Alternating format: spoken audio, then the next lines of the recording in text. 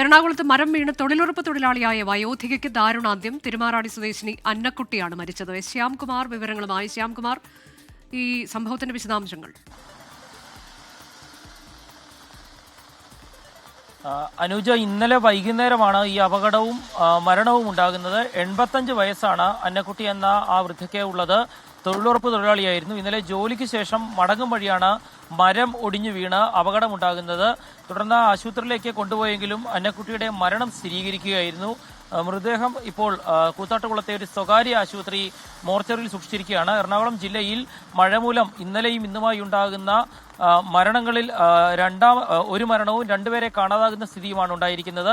അന്നക്കുട്ടിക്ക് പുറമെ ഇന്നലെ വൈകുന്നേരം ഒരാളെ കായലിൽ വള്ളം മറിഞ്ഞ് കാണാതാകുകയും മറ്റൊരാളെ ഇന്നലെ വൈകുന്നേരം വൈപ്പിനിൽ കാണാതാകുകയും ചെയ്യുന്ന അപകടം കൂടി റിപ്പോർട്ട് ചെയ്തിട്ടുണ്ട്. അനുജ, അതാണ് എറണാകുളത്ത് ഏറ്റവും ഒടുവിലായി നടന്ന ഒരു അപകടത്തിന്റെ വിവരങ്ങളാണ് ശ്യാംകുമാർ നൽകിയത്. മരം വീണ് തൊഴിലുറപ്പ് തൊഴിലാളിയായ വയോധികയ്ക്ക് ദാരുണാന്ത്യം.